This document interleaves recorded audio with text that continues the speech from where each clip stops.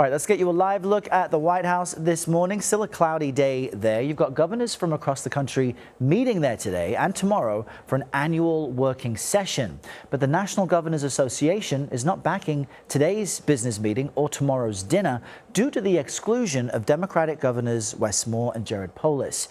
President Trump said they are, quote, not worthy of being there. CBS News political reporter Hunter Woodall is following this for us from our D.C. bureau and joins us now to help us understand what's really going on. Hunter, good morning to you. So why is the president excluding these two Democratic governors in the first place? Well, Errol, let's be clear here. When you look at what's going on between the White House and Democrat governors around the country, there is a clear tension that has emerged when I've talked to Democrat governors, especially in recent months. You know, we're at a time where obviously power in Washington is controlled by the Republican Party. They hold the House, the Senate, and the White House.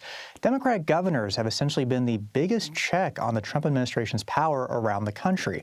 Now, at the same time, the Democrat governors I've spoken with in recent months are adamant that they think a Democratic governor is the party's best pick to be a presidential nominee for the party in 2028. So when you look at the machinations here, it can't be lost that Maryland Governor Wes Moore is seen as a potential 2028 presidential candidate. Now, even though Governor Moore is seeming to downplay any idea that he would run for president in 2028, he is seen as this charismatic individual that could have a major impact for the party. He's also obviously in leadership with the National Governors Association. He's essentially the #2 right now in that organization as the vice chair.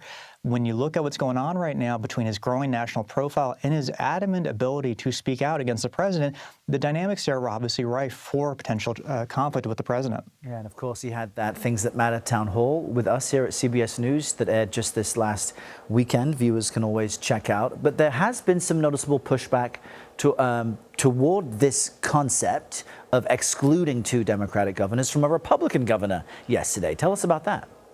Well, what's really noticeable here, so you have Oklahoma Governor Kevin Stitt, and Errol, I will tell you, I have covered Kevin Stitt. He is a conservative governor. You know, this is the Republican governor of Oklahoma, but he had an interesting comment as these governors gathered in Washington, D.C. Started gathering in Washington, D.C. yesterday. So he started talking about what's going on in Washington. Obviously, this is a Congress controlled by Republicans, but he made the point of what he's seen in Washington and really just a larger political idea of what's going on in terms of the direction of the country. Let's listen in. I think the American people want a president to give us real solutions, right? Let's stop the fighting. What are the real solutions? I tell people, some of my friends, when I'm back home, I'm like, it feels like we're a car racing towards a cliff. And right now, my party's driving, and the Democratic Party's in the passenger seat. And we're fighting over the control of the radio.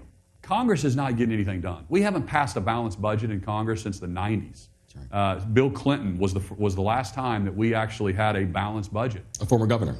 A former governor. So we literally have a crisis that's facing us, and nobody seems to be talking about it. Errol, that's more pushback than I've heard from many congressional Republicans during the Trump administration. Just this idea of Congress not having a larger role, Washington not doing more, is something that obviously was a notable moment yesterday. All right, Hunter Woodall in our D.C. bureau with this. We'll keep our eyes close to it. Hunter, thanks. Have a good weekend.